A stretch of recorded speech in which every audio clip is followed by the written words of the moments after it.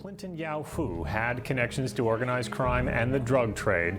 He was shot outside his family's home near Kingston Road in Ellesmere. It was made at a considerable distance. It was made at night in the dark. It was windy, and Clinton was on the move when he was shot. Police were able to recover this sniper rifle. They say the Browning BLR has a Bushnell scope. It says it has connections to the Montreal area. Detectives are using the hashtag #CatchTheSniper. He would know his area. He would know what his range would be, what his kill zone would be, unfortunately.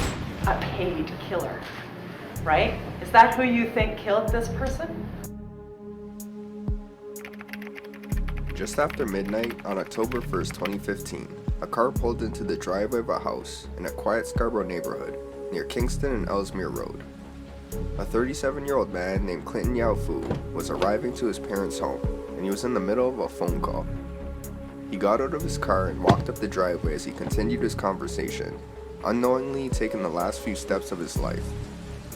From a distance of over 200 yards, a lone gunman was lurking in the shadows, armed with a high-powered hunting rifle equipped with a scope, and their target was Clinton. Now, there are two theories as to where the suspect was located.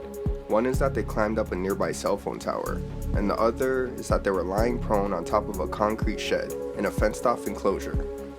We'll get more into the smaller details later in the video, but regardless of where the sniper made their nest, it was Clinton who was in the crosshairs.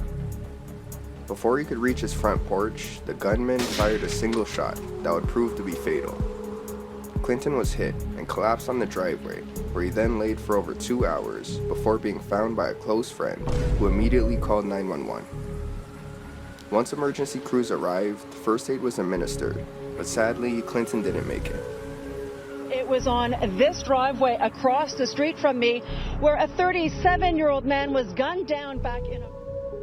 By the time it was morning, the shooter was long gone, and the scene was barricaded as media outlets swarmed the area, and the police began their investigation. It didn't take long to realize that Clinton was struck with a rifle bullet, which came from considerably far away. Police officers, canine units, and drones searched the area for potential evidence, and they were able to recover the weapon used in the shooting. It was a Browning BLR lever-action rifle fitted with a Bushnell scope and a mounted bipod, and it shoots 300 caliber Winchester Magnum rounds. This weapon is generally used for hunting, and these types of bullets are meant to take down big game, like moose, deers, and bears, not humans.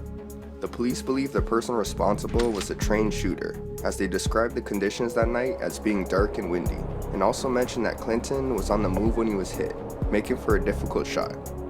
On top of that, the rifle scope was sighted and calibrated beforehand, which requires certain knowledge or experience in shooting.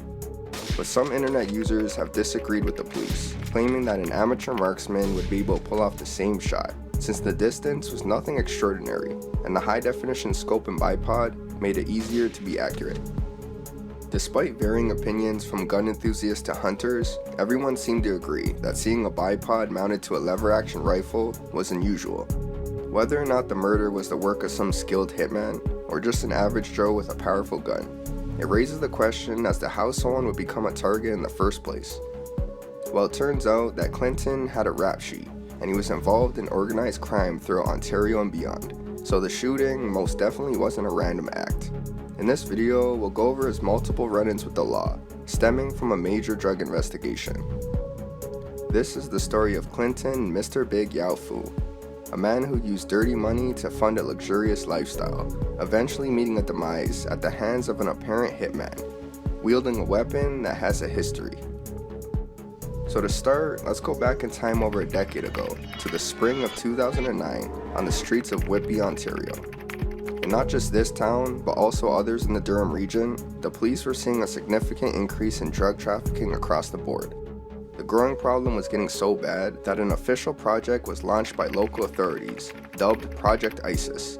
Being led by the Drug and Gang Enforcement Unit, the project was aimed at a specific circle of suspects who were believed to be the suppliers flooding the Durham streets with various drugs. A handful of undercover officers were assigned the task of infiltrating the operation, and it all began with a gram of coke.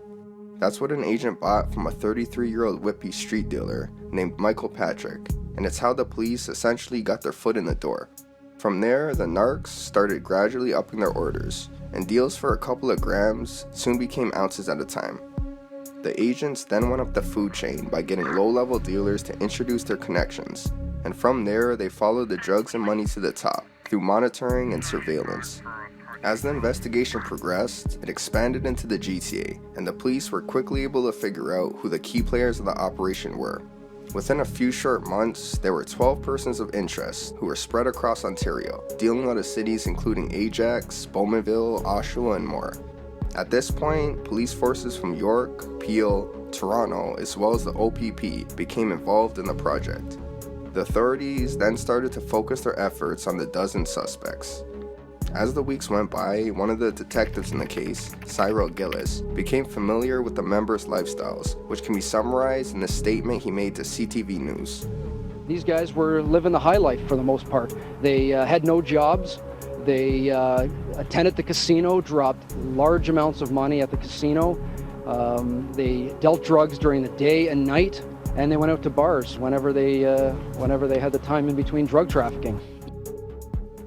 The crew was peddling weed, coke, and almost everything in between, so there was surely enough money to go around. Investigators watched as the group made drug deals, spent hours in bars, high-end nightclubs, and massage parlors, and blew their profits at casinos. Gathering evidence for a case requires patience, and the police were waiting for the right time to strike. As they dug deeper, they were able to single out one of the highest-ranking members in the ring's hierarchy. That person was Clinton Yow Foo, but at the time, the police had virtually no information on him, besides the alias Mr. Big. All they knew is that he was one of the 4 top members in the ring, which understandably made him a prime target for arrest. The 3 other men were Con Mack, Jimmy No, and Brian Shin, and they were of equal interest to the police since they had connections to Asian crime cells all over Ontario. The men began to have their every move carefully watched, and Con Mack was the first to have his address traced. In June of 2009, the police tailed Con to a stash house in Richmond Hill, which was located at 9017 Leslie Street. They saw him enter the high-rise building with a large black bag before he came out empty-handed 10 minutes later. Con was then followed to Tip Top Lofts, a condo building in Toronto on Lakeshore Boulevard, which was discovered to be where he lived. He went inside and didn't come back out, so the police left, but they would soon be back. About a month later, on the night of July 8th, 2 undercover officers entered the parking garage of Con's building and located his car, a white Infiniti SUV. One of the officers slid underneath the vehicle, looking to install a tracking device, but they were stopped when Con suddenly approached. The narcs made up an excuse about how they were just searching for their keys before jumping into a getaway car and speeding off. Con was spooked from the encounter, and he now had a hunch that the police were on his trail. He called Brian Shin in a panic, wondering who else besides the cops would be looking under his car. Brian told Con that he was quote-unquote on fire and advised him to lay low for a while. That while ended up being just 2 weeks, because that's when Con met up with Clinton and Jimmy, and the trio went to Fallsview Casino in Niagara Falls and spent nearly 20 grand on games of blackjack. By then, it was just a matter of time before the investigators finally made their move. By August 6th, Durham police got the green light to execute a search warrant on the Richmond Hill stash house. They forced their way into the penthouse suite, which was barely furnished, but no one was inside at the time. With an empty fridge and a TV that had no service, it was clear that it wasn't anyone's actual home. They searched around the unit, and inside the closet of a bedroom, they hit the jackpot. They found 3 kilos of coke, 7 kilos of weed, 81 grams of crack, and over $235,000 in cash. And as luck would have it, while the raid was happening, Brian entered the stash house to make a pickup, only to walk in the door and be greeted by police. Along with being surprised, he was tackled to the ground, handcuffed, and arrested. His vehicle was later searched, where there was nearly 100 grand worth of weed discovered sitting in 2 bags. It was a big haul for the cops, but they weren't finished yet, and they kept the pace going. Later that same night, both Jimmy and Con were tracked to their homes and arrested, where police found additional drugs and paraphernalia, over 250 grand in cash, and debt lists of clientele who owed money. 3 of the top guys were in custody, and the project was moving along, but the cops still didn't have the biggest piece of the puzzle, which was Clinton. With the others behind bars, they narrowed their investigation and tried to hunt him down, but it proved to be difficult. Clinton was referred to as being a ghost, and the police described him as being smart and elusive. He had no official address, never operated any vehicles that were in his name, and made sure to be nearly untraceable on the books. Although he was bringing in hundreds of thousands of dollars in profit, he was an inconspicuous spender who wasn't overly flashy as to not attract any unwanted attention. But the authorities were just as motivated to catch Clinton as he was to evade them. On August 8th, just a couple of days after their last raid, the police cruised by a residence that was supposedly linked to Clinton, a townhouse on Mendota Street in South Etobicoke. They saw a vehicle parked out front and decided to wait around nearby to see if anyone exits or enters the house. About an hour later, Clinton came out holding 2 duffel bags, at which point he was confronted by the officers.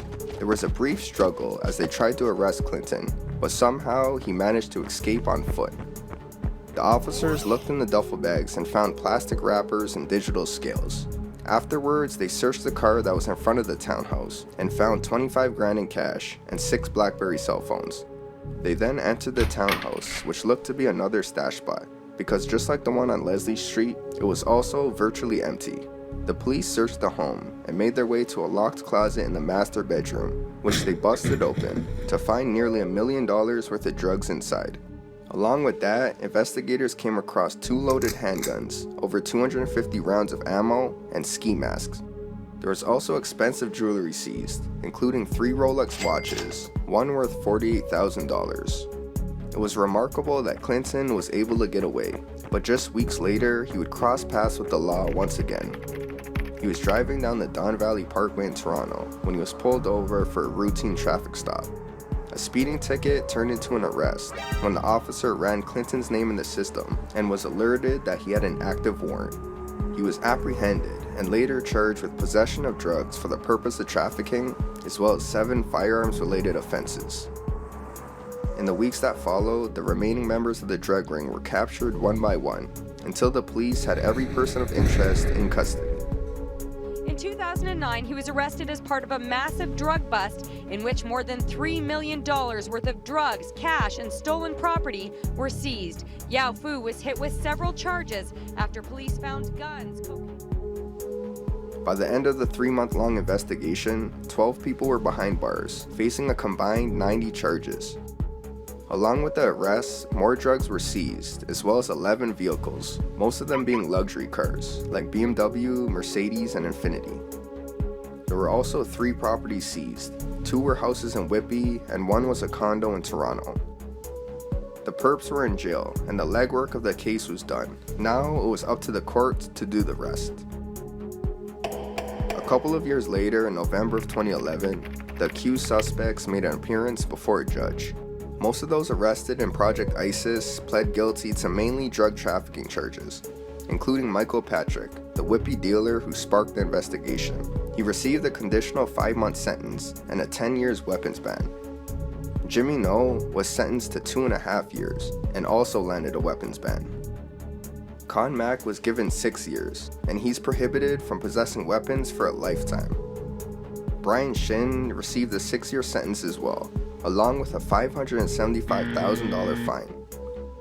Brian has quite the criminal past, and his backstory could be a video in itself, and that's likely why the judge showed no mercy. The remainder of those charged, who are the smaller fish, haven't had their convictions listed, and a majority of their identities were never made public. But that still leaves the man of the hour, Clinton Mr.Big Yow Foo. Although he pleaded not guilty to his charges, he still found himself being sentenced to 12 years in prison, taking the fall for everything that was found at the stash house in Etobicoke. He sat behind bars with his fellow drug peddlers for a few short years, before he appealed his conviction in November of 2013. Basically, Clinton's defense argued that he wasn't carrying a key to the locked closet where police found the guns and drugs, so he had no control over what was inside. It was known that Brian, Jimmy, Con, and Clinton all shared access to multiple stash houses, so that was used as leverage in the appeal, since the contents of the closet could have belonged to any one of them. As far as the duffel bags that Clinton had that day, well, the scales and wrappers that were inside only contained a small amount of drug residue, and that's it. It's believed that Clinton heard about his partners getting pinched, so he made a last-ditch effort to distance himself by unloading his product in the closet. There wasn't any circumstantial evidence against him, and like a miracle, he was acquitted of all charges, and his conviction was overturned. He was set free, and the man who is said to be the kingpin of it all was the only one who made it out unscathed. The detective in the case that I mentioned earlier, Cyril Gillis, admit that the outcome of the appeal was disheartening, considering how much work he and his team had put into the investigation. Clinton was back on the streets, and after a close call with the prison, he made sure to become the ghost he was once known as. Months went by as he remained under the radar, and it's not clear what he was really doing, or if he continued to sling drugs. What is certain is that in July of 2014, less than a month after getting out of prison, he traveled to St. John's, Newfoundland for a concert, but he may have been there for something more, and possibly had connections to the area. When Clinton went to St. John's, he lied to his parents and told them that he was going on a vacation overseas, which makes the trip questionable. Durham police later traveled to St. John's to investigate, and afterwards, a photo from the concert was posted on their Twitter page, in hopes that someone who was there could give a tip on who Clinton was with. But anyway, once he was released from prison, he didn't run into the authorities again until he was gunned down on his driveway, which brings us back to the shooting. So as I said, there's some speculation as to where the sniper actually was when they took the shot, since the police won't confirm any details. Spectators who were near the crime scene said they watched as investigators climbed a cell phone tower, seemingly looking for evidence, and one man claims that there was a shell casing found on top of a shed. Since the rifle recovered had a mounted bipod, I'm assuming that the shooter used it accordingly, and therefore was probably lying prone on a flat surface. In that case, on top of the shed seems like a realistic location, and it gives a vantage point almost directly in line with Clinton's parents' house. In addition to that, there was also a portable ladder that was found near the scene, so that's what the suspect likely used to climb the shed. Alongside the ladder was a unique black pillowcase, which appeared to be what the suspect carried the rifle in. The shooting seemed to be planned and methodical, and the police don't think it was a typical criminal who was behind it. It's possible that Clinton's murder may have been committed by a contracted killer. This theory came forward after a press conference when a detective said that the rifle used had a strong connection to the Montreal area, but he wouldn't elaborate in further details.